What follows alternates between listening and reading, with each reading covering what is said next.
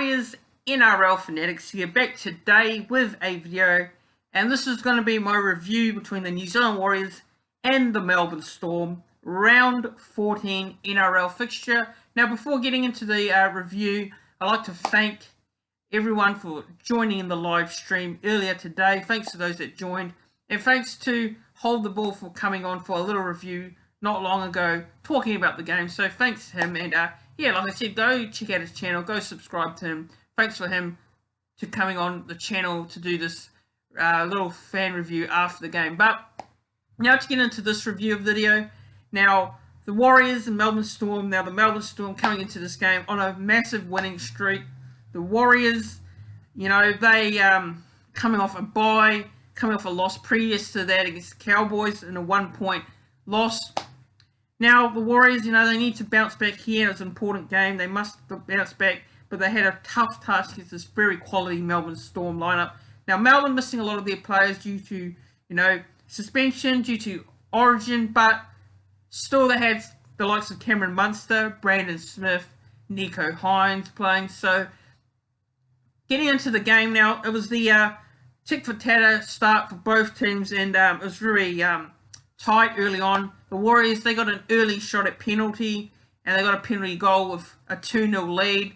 Now, it was a pretty decent start. And then the Melbourne Storm, they got a penalty shot as well. They went for 2, so it was 2-2. Both these teams, you know, started off the game, I thought, in attack. Pretty clunky at the start, but it was the Melbourne Storm that started to find their rhythm. They scored a try through Dean Eremaya. And then from there on, you know, Melbourne completely dominant. You know, they scored a trophy, Dane Eremaya. Like I said, Brandon Smith also crosses over, and Josh Adokar. And Melbourne Storm, you know, at halftime, they were leading 18 points to 2. And in the second half, you know, the Warriors meant to score a couple more tries. You know, they scored a couple more tries from Ken Mamalo, but from there on, not much to talk about the second half. Melbourne completely dominant. The scoreline finishes, the game finishes 42 points to 16. Now, big shout out to Ken Mamalo. He scored 3 tries in this game. So, a good way to, you know, end his career at the Warriors. But all the best to Ken. Like I said, I've said it many times already. But good luck to him at his new club, the West Tigers. Thanks for being a Warrior, and all the best to him. But bittersweet, you know, bittersweet to see Ken go out there and score 3 tries for us. You know, gotta say, you know, a player, you know, of Ken Mamalo. Look, I know a lot of people were hypercritical of Ken Mamalo at the start of the season, but, you know, be honest, he's done a lot of positive things for the club as well. You know, a couple of years ago, he's topped the try scorers list. You know, he's done a lot of good things. But, like I said, well done to Ken, and wishing him all the best for the future at his new club. But in terms of this game, look, not many positives for the Warriors in terms of the result. You know, the only positive was Ken Mamalo's 3 tries, which is good for him going forward. But for the Melbourne Storm, look, standout players for me and man of the match for this game, you know, it's got to go to a Melbourne Storm player. Personally, I don't think many Warriors players stood out, to be fair. So my standout player for me in terms of the Melbourne Storm. Now, I thought Nicho Hynes had a pretty decent game. Who else had a good game? Josh Adokar was pretty decent as well. Brandon Smith had a great game as well. I thought he had a good game. And so did Jerome Hughes.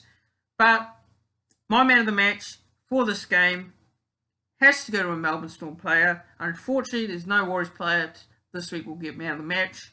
And I'm going to go with Nicho Hynes for the Melbourne Storm. I thought he had a pretty decent game. So I'm going to go with Nicho Hynes for the Melbourne Storm and Brandon Smith. So I'm going to go a 2-way battle here. So 2 man of the matches for me in this one. Now, before I move on and wrap up this review, I want to talk about the Cameron Munster kick on Roger Tuivasa-Sheck. Now, I was watching the Fox League coverage and going back on it, I didn't see it fully. I saw the replay. And Cameron Munster, I've got to say, what he did was absolutely disgraceful. It was absolutely shocking. He should not have kicked out at Roger Tuivasa-Sheck like that. Now, he got put on report for it.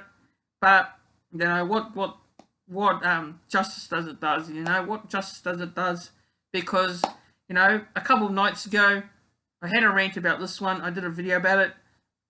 Cameron Munster, late hit on Liam Martin, or it was a kick as well, it was something similar, it was a kick, and he didn't get suspended for it. He only got a fine. So say what you say about that. Cameron Munster's got away with a few things, in his NRL career so far, and I think this one was absolutely shocking and dreadful.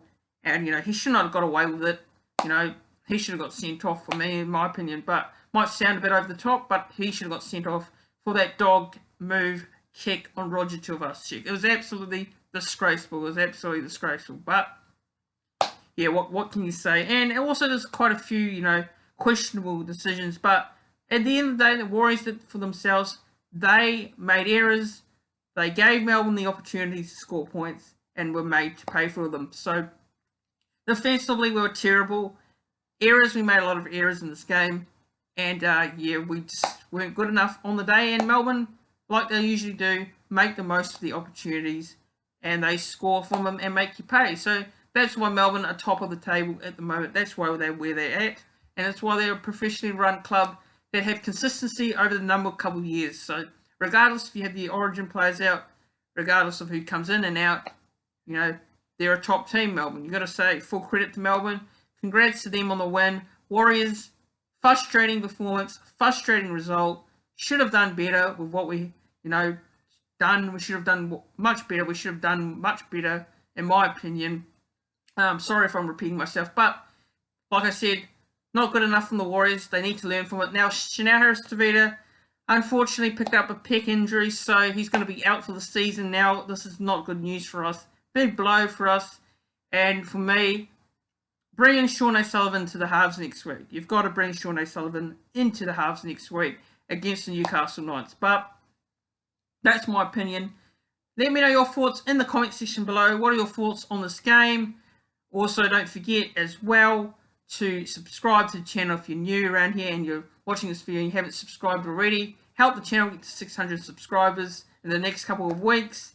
Make sure you're also liking the video as well and also commenting your thoughts on the game down below. Who were your standouts for the Warriors? Were there any standouts whatsoever? Let me know in the comments.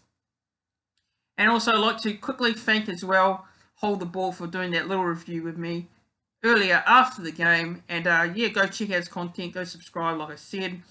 And thanks to everyone who also tuned into the live stream this afternoon. But I will be doing a live stream next week for the Newcastle Knights game, so make sure you tune in for that one. But like I said, thanks guys for watching this review video. Subscribe to the channel if you're new, like the video, and comment your thoughts like I said below. And I'll see you all in the next one. Next video will be my player ratings, and I'll also do a 5 takeaways from the game. So yeah, I'll see you all for those couple videos probably tomorrow. Cheers everyone.